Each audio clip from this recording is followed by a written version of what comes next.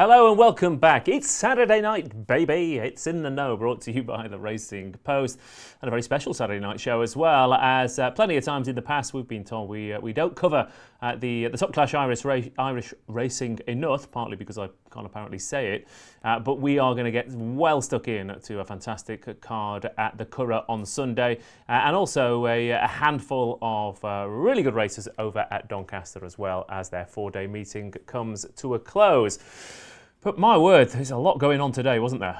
But it was pretty much a recrowning for some Delacroix, bouncing way back to form with his Irish Champion Stakes win, and that followed fairly hot on the heels of an incredibly tough bomb-proof staying performance in the St Leger over at Doncaster from Scandinavia. So the summer flat form, the best horses now starting to solidify themselves as the season goes on, and it is hard to knock either of those two horses. We had impressive victories elsewhere as well, which we'll get to very shortly. Again, Fallen Angel, class. She's just absolutely pure class, and maybe now she'll start to get the credit that she deserves. And elsewhere over at Doncaster, I don't know, are we back in eternal sunshine for next year's King's Stand? It might well be the case. Jovial Jim Goldie strikes again. We are live and interactive as ever, so hello to everyone on the chat, to Destiny Sounds, to Eden, to Jabok, to Mappers, and to everyone else who's watching at home. Like the stream if you haven't done so already, and get prepared for group races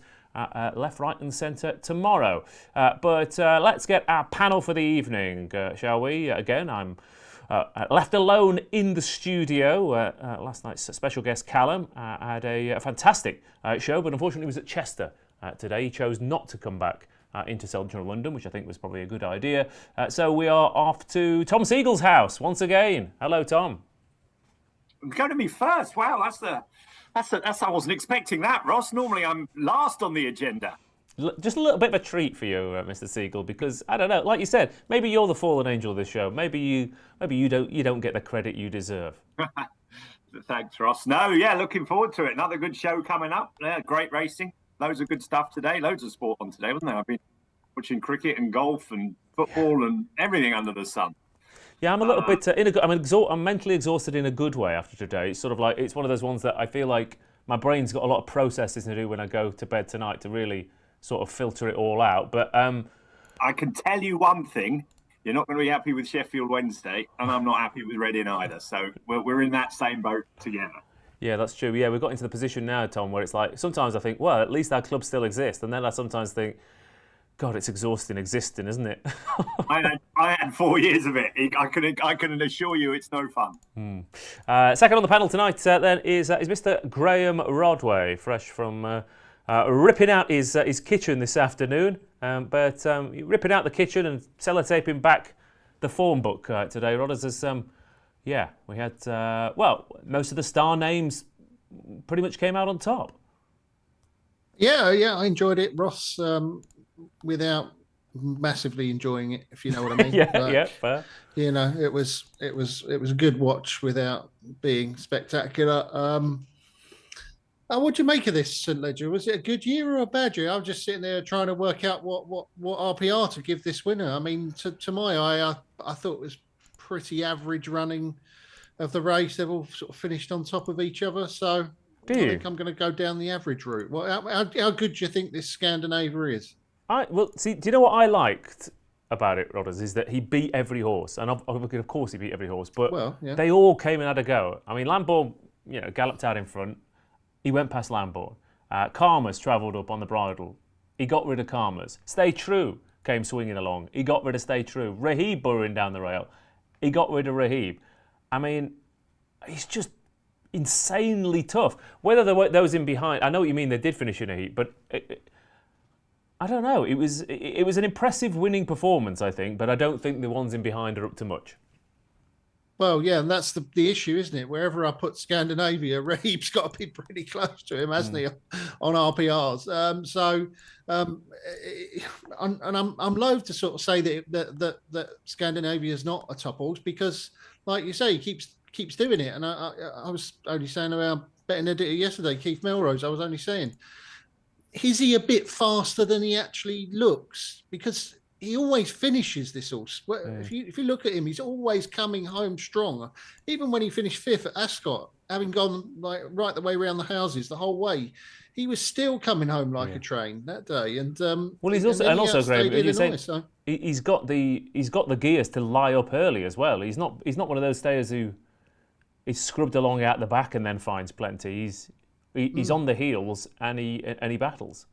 Yeah, I know that I often say this about a lot of these Cornwall horses all look the same and merge into one in my mind, but he's an awful lot a bit like Kyprios, isn't he? You get the feeling that whatever's needed, he'll always do just enough. So I think he's a very difficult horse to get a handle on Scandinavia. He's probably a lot better than we've already seen, and he's pretty good as it is, isn't he? Yeah, I think he will be one of those ones where you're always tempted to sort of take him on because of the horses he's beating, but then, you know, what's going to line up against him. As for the others, again, I mean, over at Leopardstown, it's a great day, Tom, but Aidan O'Brien, Johnny Murtagh. Aidan O'Brien, Carl Burke, Johnny Murtagh, Aidan O'Brien. Great day at Leopardstown if you're one of three men. Albeit with that in mind, I think you've got to give credit to Carl Burke, haven't you, to go and nick it a couple of group races. He always does, Ross. He does every year in Leopardstown, doesn't he? He's got it sussed there. They ride the track really well. He's got amazing horses, isn't he? Carl Burke now. He's one of the top 5 trainers in the country without a shadow of a doubt in terms of pedigree, even. You know what I mean? So I'm not surprised he goes out there and wins races. Fallen Angel's very good, isn't she? She's the best miling filly probably around at the moment, and it was no surprise to me that she won. And Convergent was second in the German Derby, isn't it? And people say it was only the German Derby, but at least in Germany they have horses that stay a mile and a half. We don't. And that's what, going back to the Scandinavia thing, who's going to be around? It's going to be Trawlerman versus him and Sweet William. That'll be it. Yeah. You know, I don't think he'll beat Trawlerman over 2.5 miles, but he'll get close. Yeah, fair enough. Do you want to? And again, maybe this has been mentioned, but another pacemaker nonsense, though, Tom. I mean, Mount Kilimanjaro is not fast enough to get to the front, so he has to burrow his way through, bash Anmar out of the way, and he gives Zara on a bit of a bump early on as well, and then gets into his. And I don't think it was much mentioned, and I'm not saying it's affected the result necessarily, but I think the start of a race is probably the most important bit in terms of how you end it, and I don't know. It's just it wasn't the same as the other pacemaker malarkey early on in the season. We've had 2 of those already, but it's still a mess. It is a bit of a mess, but I thought the right horses came to the fore, didn't they? And I thought they made it a good. I mean, I thought Delacroix was as impressive as I've ever seen him today. Yeah. I thought he smashed them to bits with a turn of foot 2 furlongs out, and then got tired. So for me, I thought the pacemaker did a really good job. I thought he got a brilliant ride. I thought Christophe Soumillon was excellent today, all round. And I thought Delacroix looked the type of horse that Aidan's been saying he is, and I haven't seen yet. So while the pacemaker, got in a few people's, I thought the race was fair. I thought the race was good. I thought the pace was held up, and I thought the best 2 horses came to the fore. So I wasn't too worried about the pacemaker this time, that's for sure. Yeah. But I get what you mean.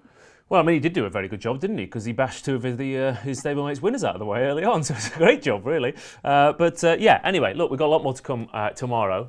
But before we get into that, Graeme and Tom, obviously, Paul Keeley, notable by his absence this weekend, because he has gone away on holiday, and I asked him specifically just to send in some snaps to say hello to everyone, because everyone loves a bit of Keel. So here he is. He's gone on holiday to Austria. I said, send him some lovely pictures of your afternoon out here. So this is Paul Keeley at Hallstatt in Austria, who I believe was I believe was a Godolphin horse a few years ago. Hallstatt, wasn't he? So there, Paul Keeley having a lovely time there. Graeme Rodway. Oh yeah, he looks like he's having a whale of a time, doesn't he? What's he gone there for? Well, I mean, it looks like a beautiful place. He loves lakes. Who doesn't love standing next to lakes and having their picture taken?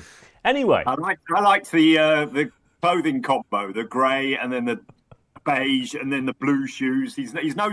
Look at that! Look at that! That's brilliant! Look at those shoes. That is wonderful. I love him. I absolutely love him to bits. He's honestly, Keels is one of the loveliest men ever. And who else on this panel, if I said send us some daft photos of you on holiday today, would actually do it? Well, I wouldn't have replied, Ross. For No, starters. exactly. Right. Anyway, let's get stuck into the Sunday's action with Doncaster and the Curragh on the way.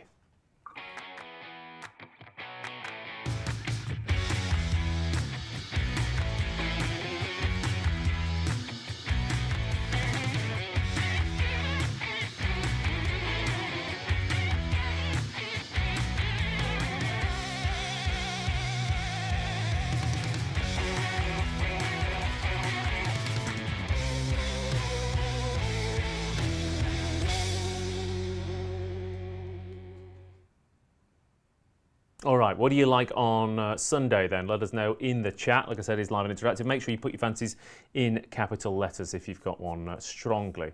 But like I said, we're going to do a few from Donny, a few from the Curragh. So let's start off with 5 group races in a row over at the Curragh, starting off with the Moyglare Stud. A Group 1 for the juvenile fillies, over 7 furlongs, and composing is 6-4. Venetian Sun 7-4, Beautify 9-2, and then a jump out to Precise at 10, Susie Songs at 20s, Pivotal Attack at 25s, and Skydance at 33-1.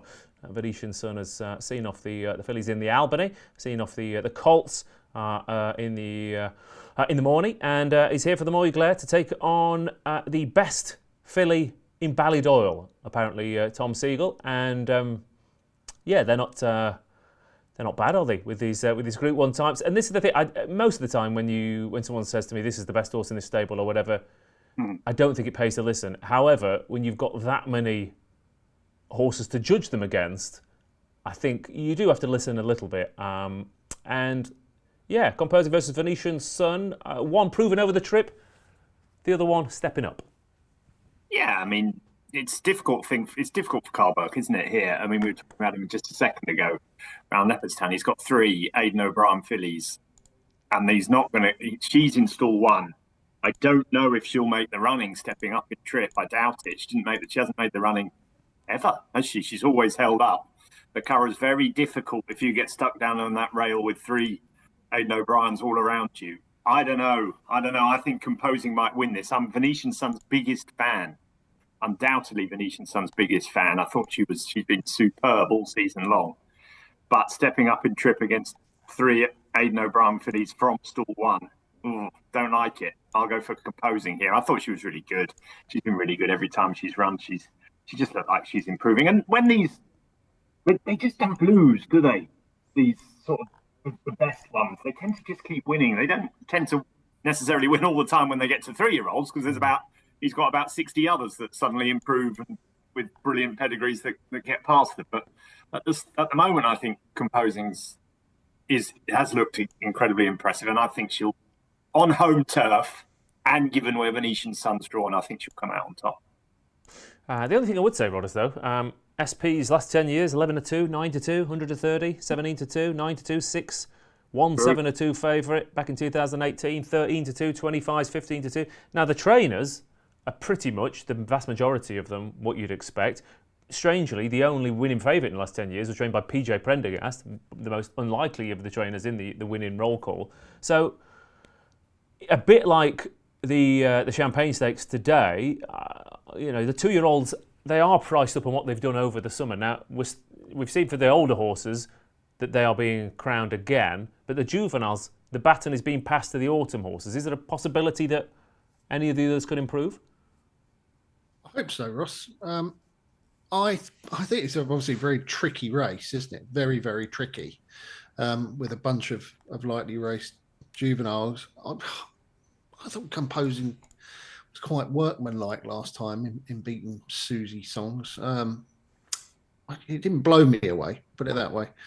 I've been impressed with Venetian Sun, but as Tom said, it's really a tough ask going into Aidan O'Brien's backyard, isn't it? And coming away beating him. So I thought it was worth chancing Beautify, who's, well, according to O'Brien himself, not O'Brien's best filly.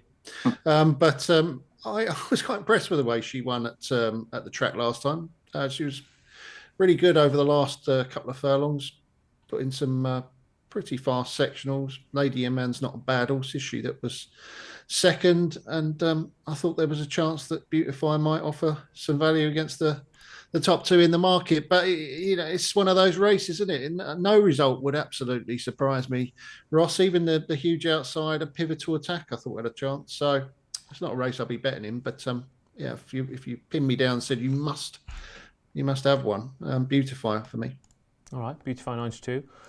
I thought Precise was a little bit overpriced, to be fair. I mean, there's possibility given jockey bookings that Precise ends up being a pacemaker, annoyingly. But she beat Cape Suni on further than Composing did, and she beat Moon Target and obviously more importantly Aylin, who stayed on really, really strongly to win the Fillies race at Doncaster over a mile early on. The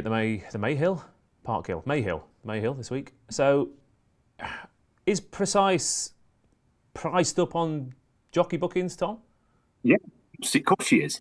That's exactly how she's priced up. It'd be unlikely that Aidan O'Brien would put Ronan Reelan on the one he fancies, isn't it? But as you say, if you're a form punter, she's right in there.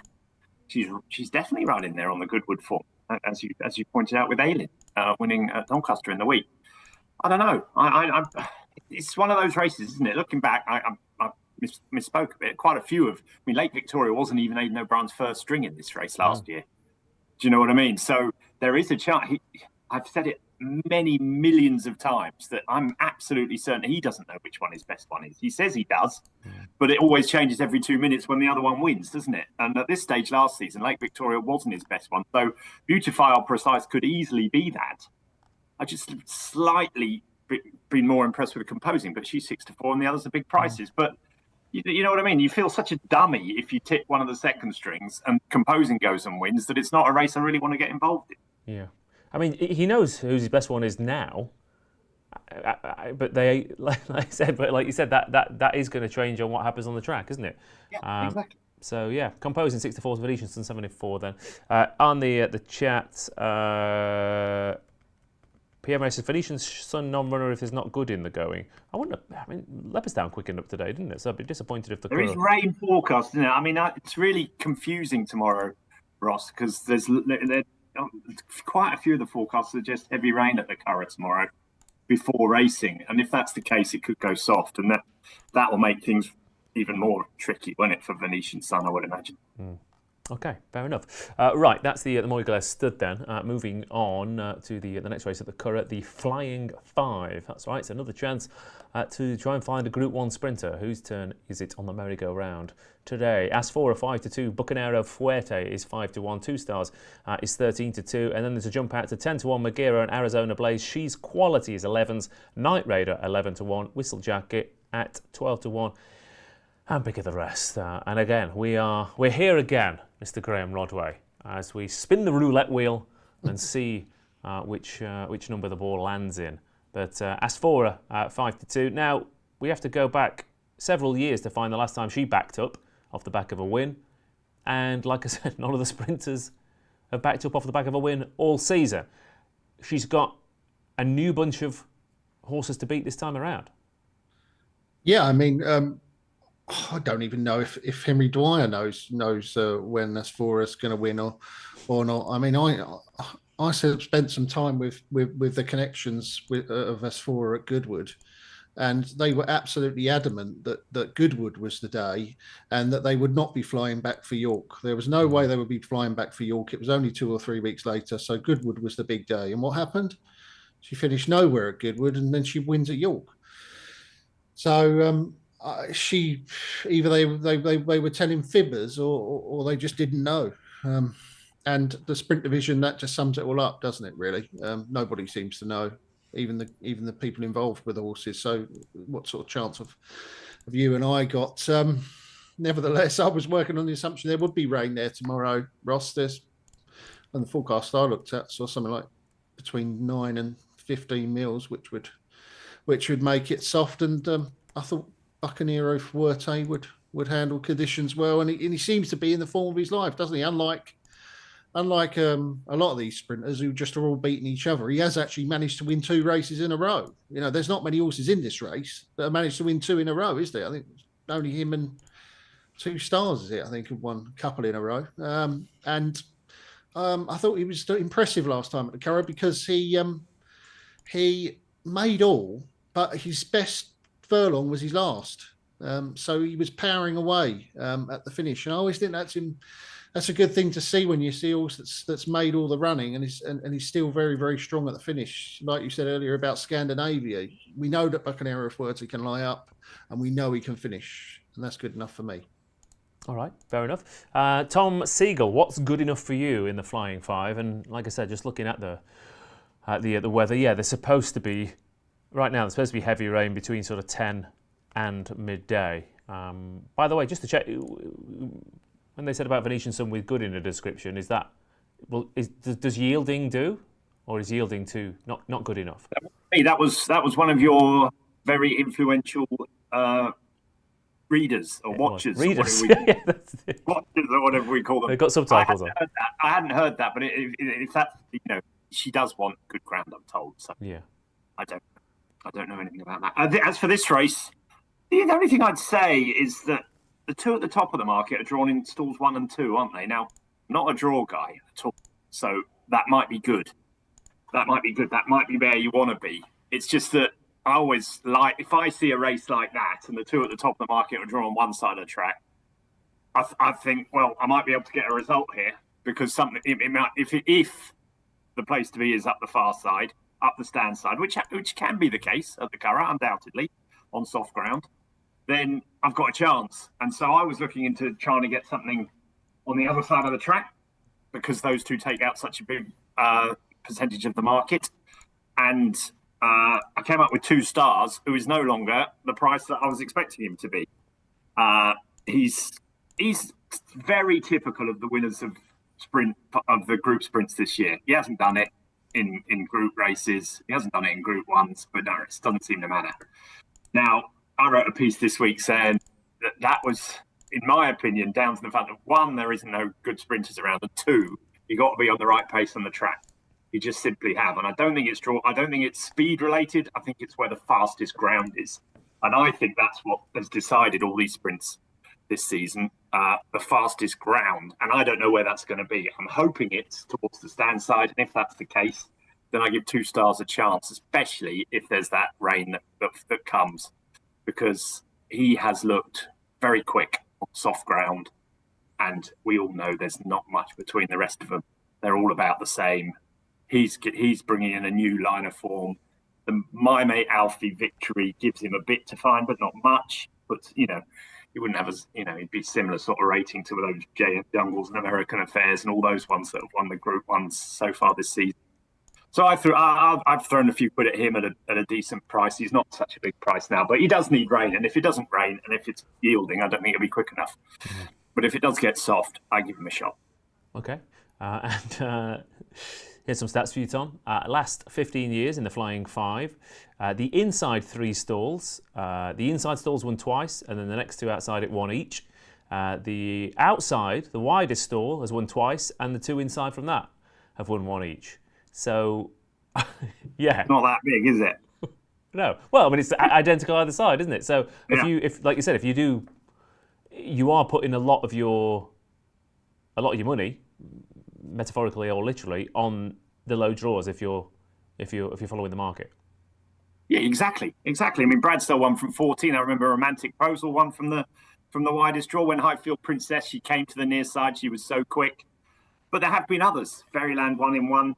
Glass Slippers won in 2. I remember. So it's not car. I don't know. We say this every. Yeah. July Cup. No, you're right. You go to the July Cup and everyone's saying More Thunder is switching to the near side because Tom Marquand thinks it's much quicker up there. And then 2 of the 66 to 1 and a 40 to 1 shot go up the middle and finish 1st and 3rd. So it's not an exact science by any stretch of the imagination. You just take a guess, don't you? I think that's what people do. I don't think people know where the best part is. I think we're all guessing. Well, we saw that at Donny today, didn't we? I mean, the first race, they all came down this near side. I thought, oh, Tom's right. It's going to be a proper high draw bias. And then every other race is middle to far side. Well, they didn't even come on the near side, did they? I mean, I backed 5,000 to 1, who went from like 12 to 1 out to 66 to 1. He went out to 5,000 to 1 about, didn't he? I think pretty much. To 1. And he switched from trap 20 into the middle and gave himself no chance within seconds. But that's the way it goes. Okay, so Rodders, remind us who you with again, sorry? I'm with Buccaneero 30, Ross. All right. And is there not a possibility that there's another very similar type in here in the shape of Arizona Blaze, Rodders, as well, who's got an incredible colour record, never been out of the 3, bombed out in the non-thought when sent off favourite last time out. Fast ground at York and then comes back to his favourite track. I thought he was a little bit overpriced. Well, yeah, and David Egan would have had the choice, would you say? Maybe. Yeah, definitely. I mean, David Egan rode them both, don't he? And he is on Arizona Blaze, So it could be that I'm on the wrong one, but we will find out. I mean, Colin Keane's on Buccaneero Fuerte, so it's not really a negative, is it? We will see. As for the rest, if it does rain, I fancy Magira in the Flying 5, says Eden, another one who she's run really well at the track, although she is a little bit quirky. Night Raider each way, probably, says Mike Boy. Let us know when you make your mind up. And as for the rest, he's on, although he is on at 7-2 on Asphora anti-post as well. So that's the Flying 5. Let's fly over to the National Stakes then. Next up, 7 furlong. Group 1 for the juveniles here, and Gustard is 4-5, and the pesky Venetian Sun has gone to take on her own sex earlier on, so he gets to take on the boys, and they include Saba Desert at 9-2, Zavateri at 11-2, Italy at 10-1, North Coast is 12-1, Dorset is 14-1. I don't know if Kiel's going on holidays are tipping in of itself, but I imagine Gustard's fairly close to Hallstatt, possibly, Tom. That could be an angle for you, but yeah, Gustard, he looked like he needed 7 last time out, didn't he? He relished the stiff 6 at Ascot as well. Saba Desert going over for Charlie Appleby and William Buick, and again they've had good experiences in this race in the past. And if your heart isn't wanting Zavateri to win, then I think you need to have a word with it.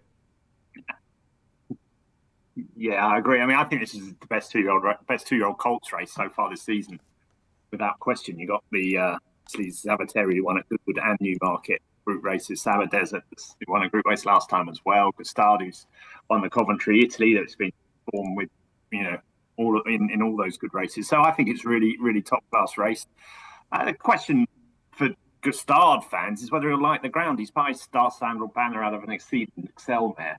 Doesn't really suggest to me he'd like it very soft, but you guess. I don't know that. Star Spangled Banner has loads of horses that go on with give on the ground, but it's not a pedigree that you would say would relish giving the ground. But I do think he's got the best form. I do. I think and a step up to 7 furlongs will suit. Saba Desert was good at Newmarket, but it was that funny race where Venetian Lace ran across the track. The form is a bit iffy, but it's Charlie Appleby in this race, and he's got a very good record in it. And as you say, Zavateri is just everything you want in a racehorse, isn't it? It travels, quickens, tries any ground, doesn't seem to matter. And he would be the story of the race, wouldn't he, for the Marascottis? I mean, and Andy Johnson. I think Gustard will probably win because he's on home turf and they're going to get the race run to suit and everything's going to go right for him. But I want Zavateri to win. Not sure I'll back him, but I really want him to win. I think he's really nice. I'm a big fan of the horse that he beat at Goodwood, Morris Dancer, and I think he represents, at the moment, the best of the British, and it would be nice if we could serve one up to Aidan O'Brien, even though it's on his home turf. Okay, yeah, Zavateri then 11-2 here. Italy 10-1, North Coast 12s and Dorset 14s.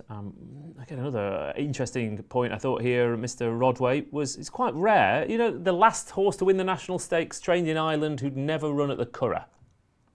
The last horse to win the National Stakes who had never won at the Curragh. Who'd never run at the Curragh. Never run at the Curragh. Bearing in mind, in my head, I'm assuming that the best juveniles would tend to turn up at the Curragh at some point earlier in the season. But I mean, you're not going to get it. But we only have to go back to Refuse to Bend in this. Yeah. I mean, admittedly, O'Brien's Guinness winner. Yeah, exactly. And about 8. I think he's only run about 8 horses in this. But I don't know. I just thought they're just slightly strange profiles for Gustard and Italy. Slightly unlikely profiles for O'Brien horses. Maybe he's got so many he has to send them to various tracks here. But yeah, I don't know. I thought it was interesting when I looked at it, and then I said it out loud, and it probably wasn't that interesting. So you've probably got something more interesting up your sleeve. Well, wasn't Italy supposed to be like his best juvenile when he ran at Newmarket, or one of them anyway? He was certainly quite bullish, wasn't he, when he ran at Newmarket? And then we've gone through a process that we spoke about earlier where it's then run up against a couple of horses got beaten, and now suddenly you can back him at 10-1 in this race, and Gastard is, obviously Gastard won the Coventry, but I don't know, he's not a star, is he, Gastard? I don't know, we'll see. He's obviously the most likely winner of the race. I wasn't keen on Sabadez at Newmarket form. It was a bit like Tom, really. It was a funny race, wasn't it? Italy was second, wasn't he? And it was a messy old contest. I absolutely love Zavateri. How can you not? He is a great horse, isn't he? He's so tough. He looks for sure to get beaten, didn't he, at Goodwood? And when you see a horse putting his neck out in the way that he did there, it can't help but endear you to them, can it? He tries so hard. I'm a bit worried about the ground for him. He's never run on on soft ground, presuming it goes soft. His sire is without parole, isn't he? He's a first season sire, so we don't have a lot of evidence on his progeny, but without parole was definitely a fast ground horse, wasn't he? When he was on the track. I had a quick look through his dam. His dam didn't race. She was related to a heavy ground winner in Australia. But what's heavy ground in Australia? That could be good to soft, couldn't it? For a we know. So I got no idea if Zavateri is going to go on the ground. But if he does, it's going to take a proper tough horse to beat him, because he tries really hard, and he's the sort of horse who you always want on your side. Yeah. Again, I mean, he was a proper daisy cutting fast ground horse, wasn't he, without parole? And his record with fast ground horses is exceptional. It's not bad with soft ground horses. He's not. I mean, he's a first season sire, Rodders, and we've had soft ground for about 10 minutes. Yeah, well, he's only had, I think, 8 or 10 runners, or a very small amount of runners on soft or heavy ground, according to the stats that I had, and he'd never had a winner on them. But I mean, it's a tiny sample, isn't it? So who knows whether his progeny are going to go through it? But on what we know, without parole was a fast ground horse, and that would make you worry if it got really soft for Zavateri. But like I said already, the one thing you know with this horse is he will try. Yes, he will indeed. Gastard then 4-5 stepping on the trip. I mean, to be fair, the more I look at this, Tom, the more I'm not sure about Sabadesert's form. I'm not sure about Italy's form. I'm not sure about North Coast and Dorset's form. It looks a straight fight between Gastard and Zavateri to me, and I think I'd quite enjoy that. That'd be a good finish, I think. Yeah, I totally agree. I totally agree with you. I think Alan Gastard's probably still might just be the one, just because of what we said earlier about the Venetian Sun race. He's going to get the race run to suit him, isn't he? With 2 pacemakers in there, Joseph's got one in there. Do you know what I mean? It's just hard. It's just hard. Over the years, we've seen it time and time again how hard it is to do. It's very possible. Charlie Appleby's done it a few times, and if they're good enough, they will be. But I don't know. I just think I want Zavateri, like you boys have said, I desperately want Zavateri to win. I'd love him to win, because as G-Rod pointed out, he's just everything you want in a racehorse. Just feel Gastard might do. Yeah, but you're right. We'll see. I mean, like I said, Gastard wasn't the best horse in the stable apparently, but Italy was sent off 4-6 behind Sabadezert and got beat. Dorset was sent off 13-8 behind Zavateri and got beat. So who knows? Quite frankly, who knows? Gastard 4-5, then Sabadezert 9-2 and 5-1 Zavateri on the chat. The heart wants Zavateri too, says Destiny Sounds. Will not be abandoning him now. Agreed, Zavateri all the way, but pass on the race, says Mike. And JP Pigiano has got in touch. Who says, going to give Dorset a whirl in this. Forgive his run at Goodwood, and he looked good at the Curragh the time before.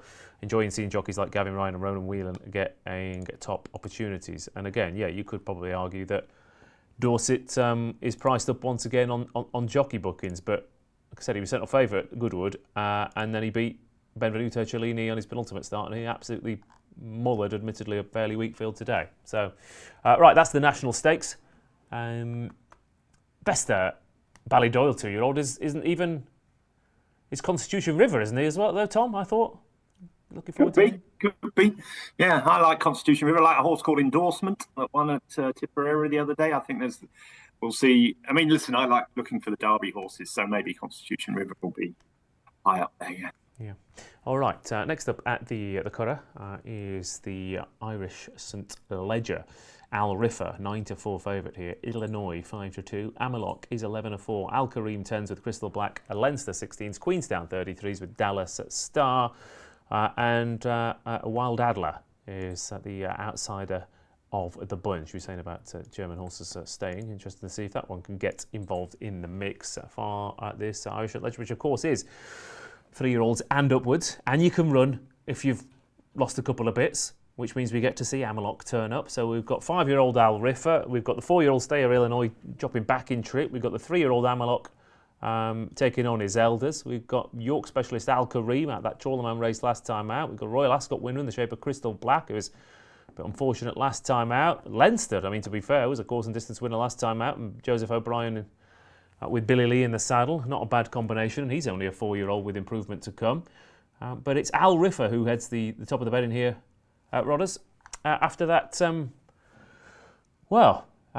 decimation last time out at the Curragh here, and he's stepping back into Group 1 company. Now, he's up in grade, and to be fair, the more I looked at the horses that he did decimate, the more I thought, he should have beaten the way he beat him. Yeah, and quite surprisingly for our Racing Post handicapper Johnny Pearson, like, he wasn't massively over the top here. He does like a big figure sometimes, does Johnny. But he actually had Al Riffa running below his form from Ascot when he was beaten behind Rebels Romance. So he didn't even really have him improving for the trip. And I've always thought he was a bit iffy, Al Riffa. Not just because he's got if in his name, he's just a bit iffy.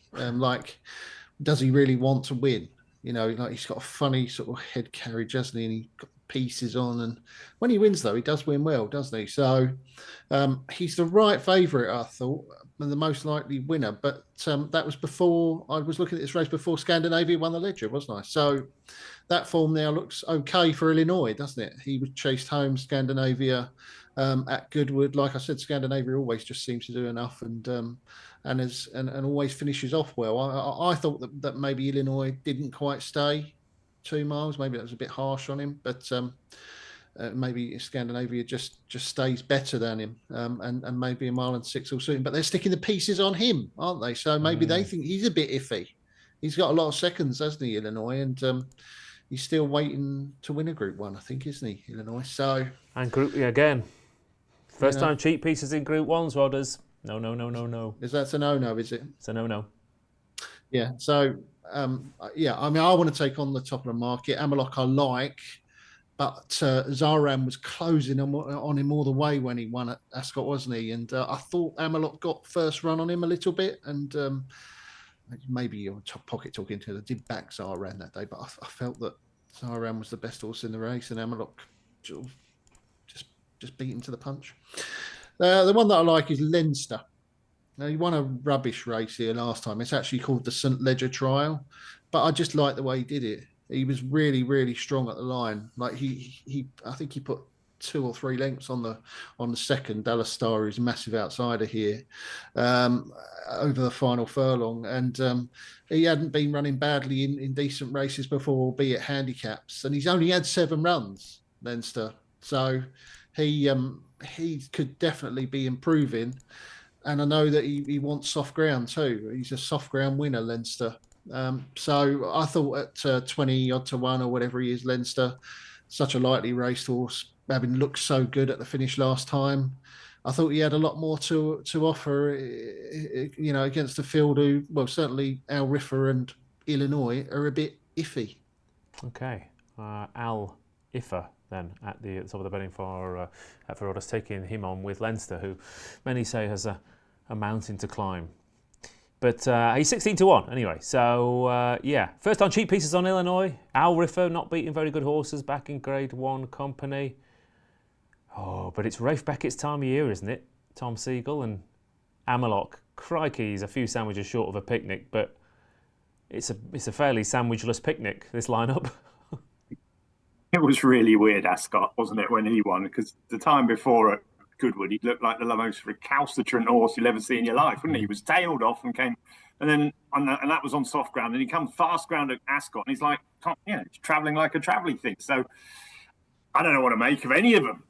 You know, the only one I know exactly what's going to happen is Al Kareem, because we know what he's going to do, but he's normally not quite good enough in this type of company. I think Al Riffer's the best horse. He's got Group 1 form over 1.5 miles, and I think he proved he stayed last time. So I think he's the best horse. Whether he's the best horse on, it was a bit of a slowly run affair, that, and I just wonder whether he really stays this trip. I think he probably does.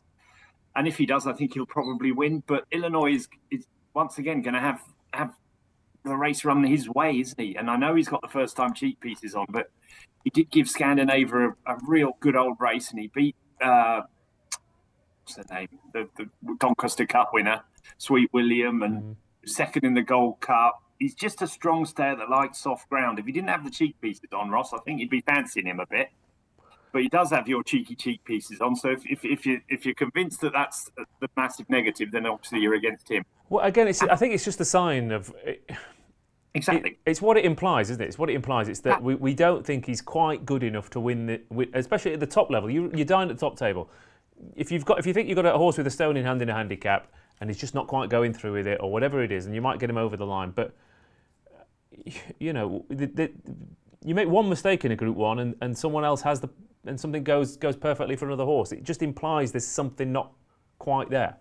Absolutely right. Absolutely right. If everything was right with him, they wouldn't be putting them on, would they? And I mean, that's the same with all those things: headgears, hoods, and visors and blinkers and everything. If they trainers put them on for a reason. They think they're not doing something right, and Aiden obviously thinks Illinois isn't pulling it all in. I read his quotes in the paper today, and he says they've had a few issues with him. They tried to get him to the Gold Cup when they didn't really want to him, and they might not see the best of him till next year.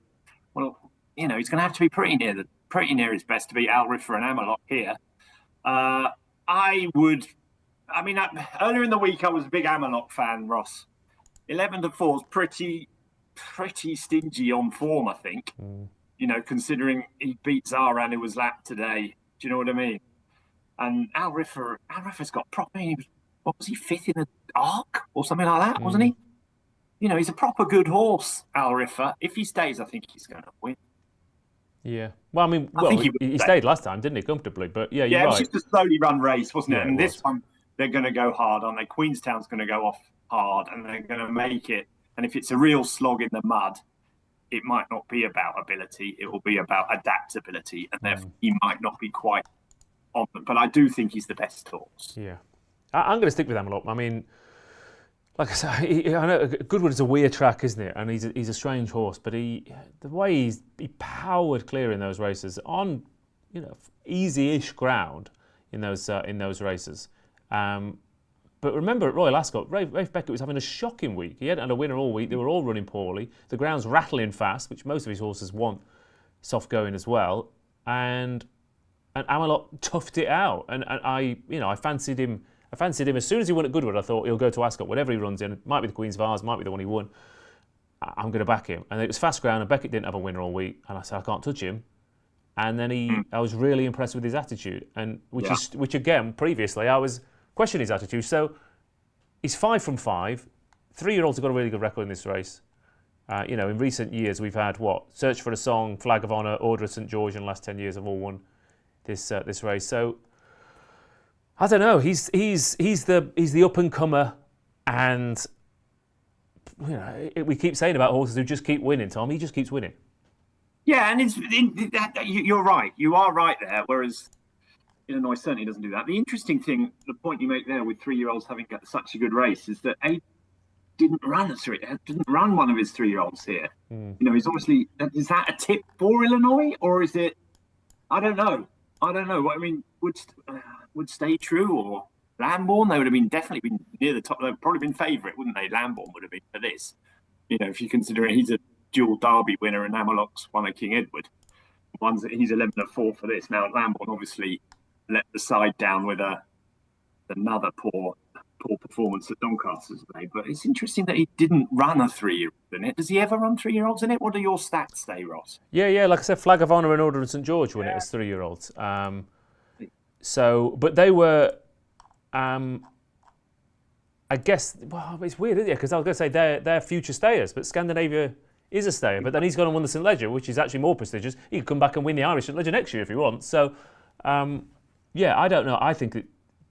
I don't think it's saying anything particularly, apart from the fact that the Leger is a more prestigious race, perhaps. Yeah, I think you're right. I mean, I've spoken to the Cornwall boys about this a few times, and they love the St Leger. They love the classics, and I mean, while the Irish Leger is obviously a classic, it's not quite a classic in a traditional form, is it? Because it's older horses and geldings and everything. So that I think they'd prefer to win the St Leger with the 3-year-old than this race. Put it like that. Yeah, well, it's not a classic. So as for the chat, Illinois was giving tons of weight to Scandinavia in the Goodwood Cup. That's good form, surely. It is. It is good form. Destiny Sounds Amelot to end his season unbeaten, and Illinois just, says James there. Yeah, well, he's not going to be winning by far, is he? Because he's Illinois. Right, we've got a few more races to get through. Let's look at the 5 o'clock at the Curragh then. The Blandford Stakes. This is a Group 2 for fillies and mares. Red Letter 15-8, One Look 9-4, Snellen 8-1 with Naomi LaPaglia, 12-1 Ballet Slippers and Bar Navara, 14-1 Bar Those.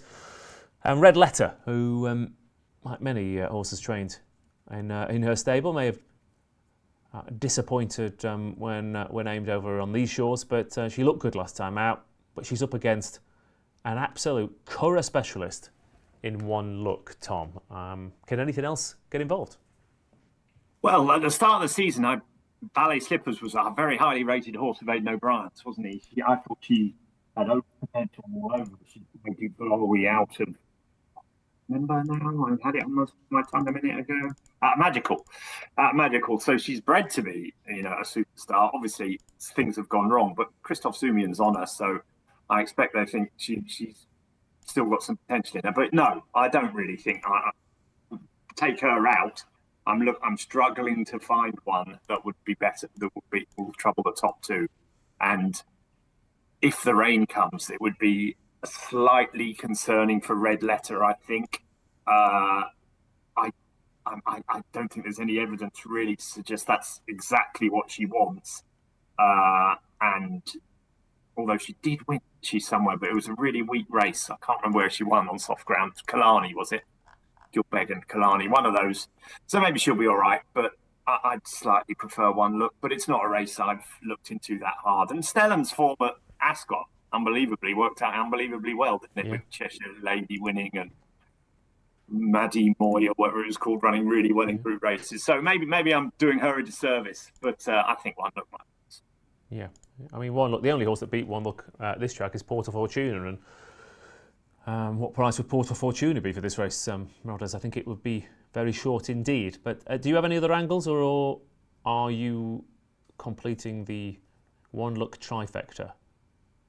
I would really fancy Snellen if the ground doesn't go soft, because, like Tom said, her form worked out well at Ascot, and she did it nicely, albeit in a small field race last time. The problem is she definitely doesn't go on soft ground. I think we know that, and I will be not even sure she will run. So, One Look loves Curragh, and like you say, Porta Fortuna is the only horse to beat her there, so she's going to be very hard to beat. But it's not a race I'll play in because I'm worried about the ground for Snellen. But if it does stay, if it's like good to yielding or something like that, Snellen's got a chance, but I don't think it will be. All right. And Destiny Sound says Ballet Slippers. We're waiting to see her all season. Declare for Ascot next month. We'll have to be in the frame to justify. Ballet Slippers then at 12-1. A few for you at Doncaster then, as we close off the Leger Festival with some fiendish handicaps. Again, if only Paul Keeley wasn't staring into the depths of an Austrian lake, and he would be rubbing his hands together with glee at some of these Doncaster races. There he is. He's still there, having a lovely time. Indian Springs is 11-4 favourite. Back in Black 11-2. Sarab Star 6s. Defence Minister 8s. God of War 10s. Spellmaster 11s, and Mort Point 12-1 with Pietro. We go at the rest 19 of them line up here at Graeme Rodway, and. Yeah, I don't know what the forecast is for Doncaster over at night or tomorrow morning, but the ground looked horrible by the end of today. So I want a horse in here who can sluice through some pretty bad ground. What have you got for me? Yeah, it's all mushed up, isn't it? They've already raced on it 3 times, and there's more rain forecast, Ross, I think, or certainly in the forecast that I saw. So it could be very, very testing. Nevertheless, I really think the favourite will win this. I know that he was 1-3 or 1-4 last time when he won at Haydock, but God, he was so impressive. He travelled beautifully, and when he was asked, he really quickened up well to win nicely. And I thought he looked like he had a bit of a knee action, and his sire is too darn hot. I think his progeny don't have a bad record on soft, heavy groundish. So I think that that this horse could be a group horse in a handicap, and he's running off 96. So I think he'll win Indian Springs. But obviously there's 19 in it, and he's 3-1 favourite. So I'm not telling you anything that the market don't know.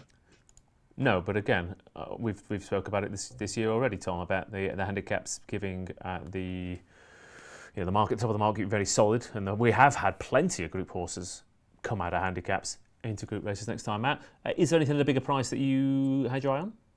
Yeah, I mean, I get what all G-Rod said there, but he's the type of horse I want to take on always, because he's never run in a handicap. He looked good, but the horse he beat at Haydock's been beaten at Southwell and places since. So, listen, he might be a group horse, but he's 11-4 against horses that have got really. This is a good race. There's some deep form in there. Defence Minister is the one I like.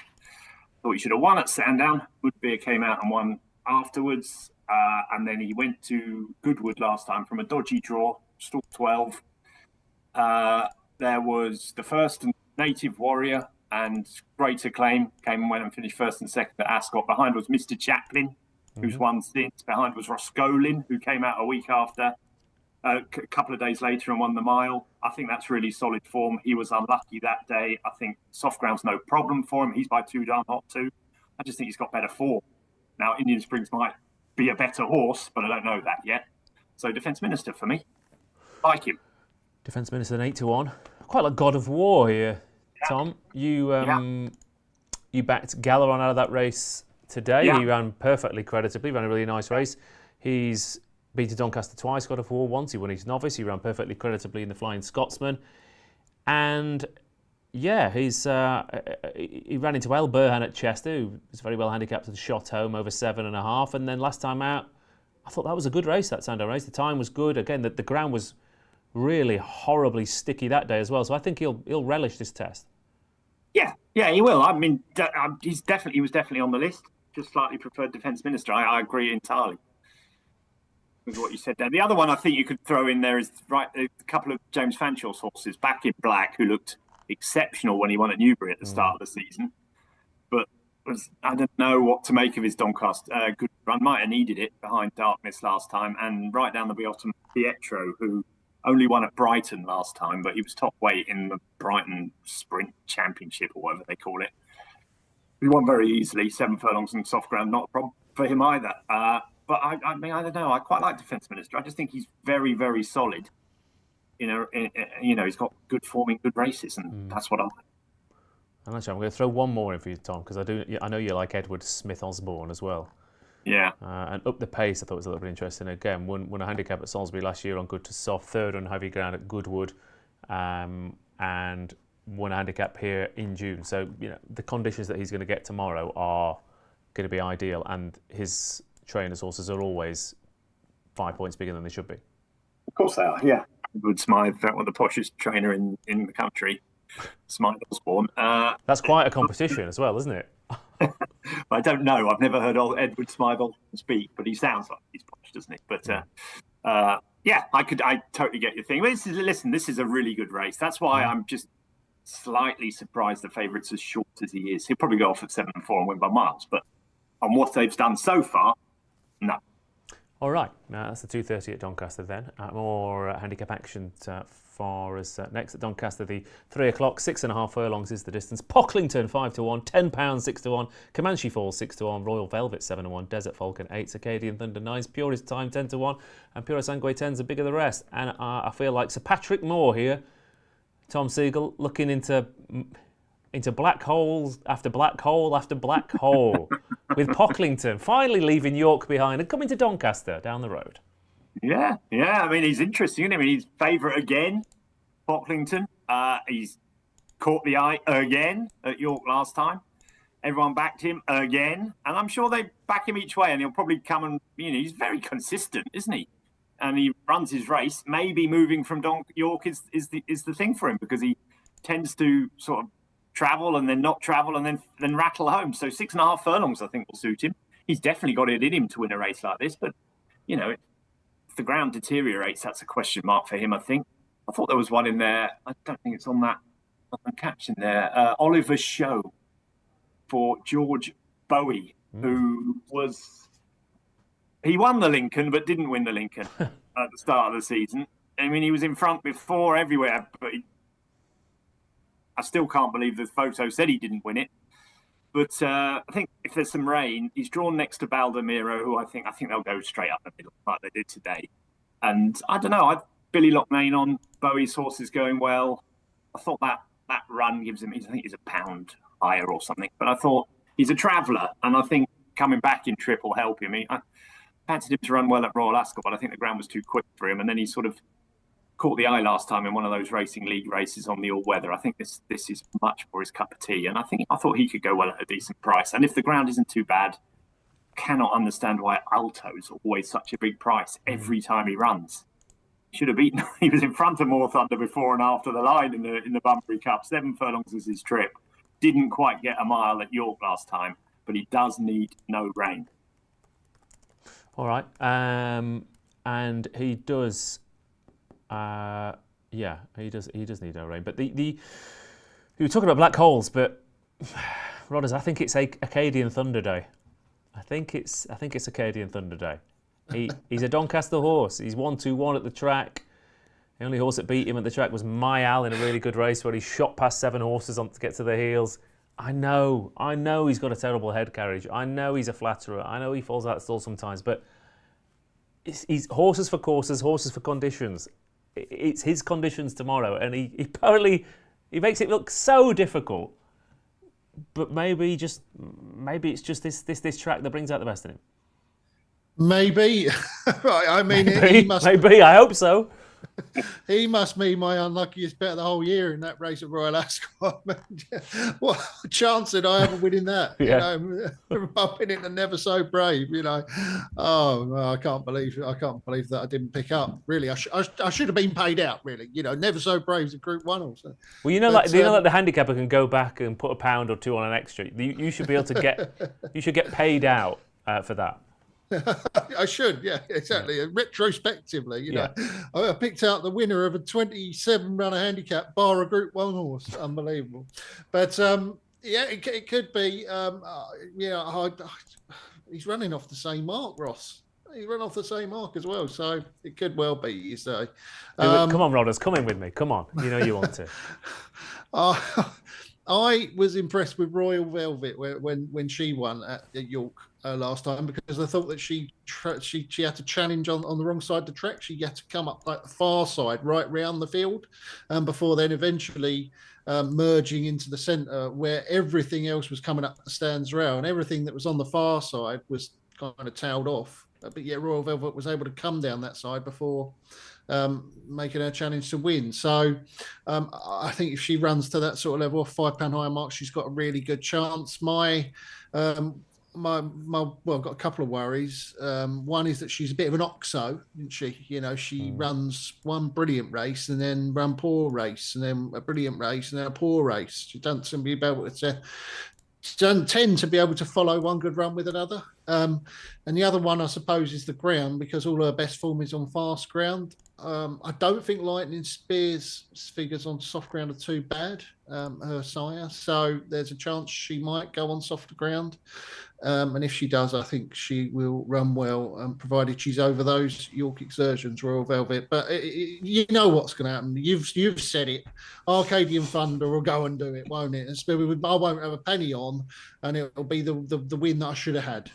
Look, if that happens, Rod, I'll send you a tenner. Oh, thanks, Ross. That's very. I'll have a beer on that. Yeah, it's just something. Well, I mean, you live in and around London, so you can get a half. I'll cry into my pint afterwards. Yeah, No, it's a half your pint. yeah. Right, let's wrap it up then with the Sceptre Stakes, the Fillies Group 3. Rattled through this. I mean, mainly it's just a nightmare, isn't it? 7 furlongs, 19 runners, soft ground, spread out all over the place, all ages as well. Shuwari 4-1, Queen of Mugans 9-2, Fair Angelica 7, Spiritual 15-2, 8-1 Bright Thunder and Lulu's Gift 9-1 Bar. Tom, it's not a sprint handicap, but I feel like we should treat it as such. You've got 30 seconds to give us the winner of the Sceptre Stakes. Well, Shuwari beat a certain Fallen Angel as a 2-year-old on soft ground, and I think she's the right favourite. I think she missed last season through injury, but she's peaking to a crescendo now. She was good in France last time. I think she'll win. All right, lovely. What a lovely case made. Shuwari 4-1. Ollie Sangster and Danny Muscat teaming up. Rodders, make a case for one. Yeah, I agree with Tom. Yeah, I think that she's a good old Shuwari. When she finished second behind Ylang Lang, that was really top class. So it was a Group 1 race, I think, wasn't it? And the previous run, when she was beaten by Carla's Way, I think that was called. It was a really strange race where Ylang was behind her, and Carla's Way sort of got first run on them, and Shuwari was absolutely flying. So, I've had her on my radar for a while as a classy horse, because she missed most of last season, didn't she, or maybe all of it? But and then she like Tom said, she's really coming back to form. She showed up last time in France. She goes on soft ground. She's just better than these, Ross. All right. Love it. Just better than these. Keep it simple. Naps coming up after this.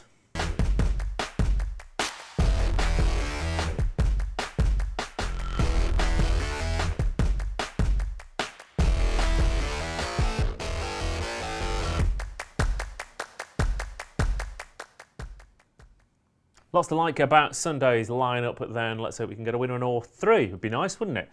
Starting off with the best bet, the nap of Mr. Graeme Rodway on Sunday. Yeah, I'm going to go for Indian Springs in the 2:30 at Doncaster. These group horses in handicaps nowadays, Ross, they don't get beat. There you go. I love it. All right. What about you, Tom? No, I want you to go next, Ross. Do you? Yeah, I do. I feel sorry for you. You always go last. You always have to pick up the pieces. What was your one yesterday? It was a dual forecasting something, wasn't it? Was it a forecast? What did you go for? I can't remember. I've absolutely no idea what I went for, if I'm honest. But I'm going to go with 1-1, 1-1-1.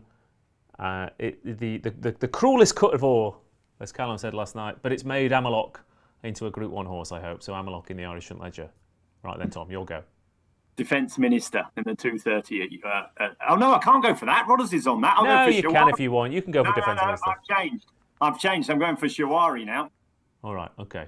Amalok, Defence Minister, Amalok, Shuwari, Indian Springs. They're the three.